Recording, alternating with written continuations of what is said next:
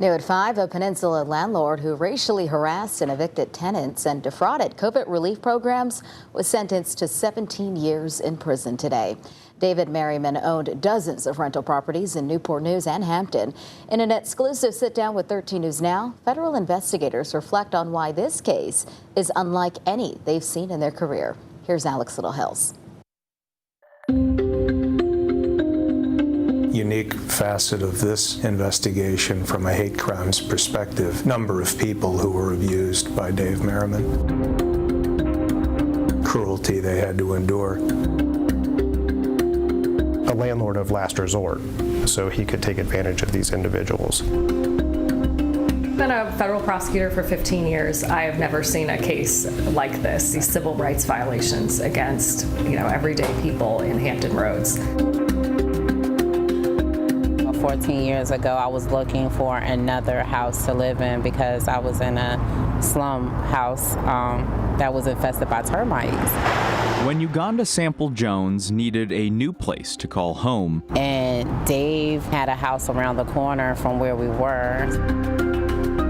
She didn't look far.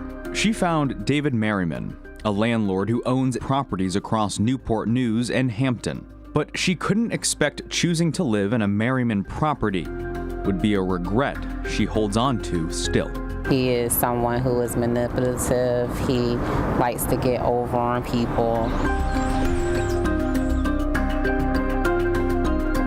Where most landlords repair their properties when needed, Merryman often wouldn't. We had a ceiling leak from our top floor to our bottom floor. He left it a gaping hole in our roof, in our ceiling for about a few months. In many cases, these properties were condemned. In many cases, they didn't have the things anybody would expect to have in a house. Appliances, furnaces, air conditioning.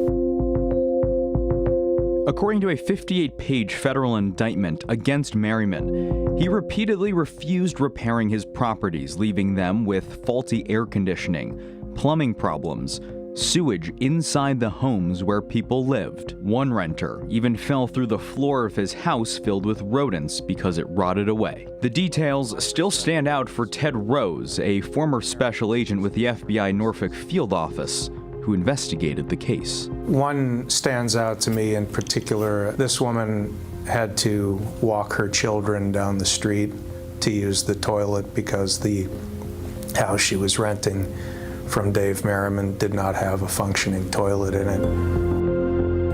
Rodents and insects crawling across the floor.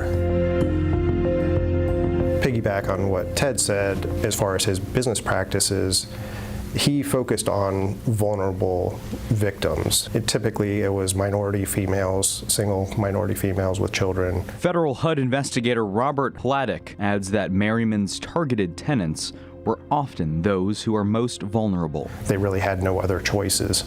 It was either move into a Merryman property or be homeless, essentially. This is the first case where we have had criminal charges brought against a landlord for knowingly not keeping the property up to safe and sanitary conditions. They have to certify that the programs are held to a certain standard, and the facts here are so egregious. But the federal investigation into David Merryman isn't only about what he did, but how he did it. I think the uniqueness of this case, though, is the civil rights component of that. Racist harassment. Derogatory names, like, do you want me to say them?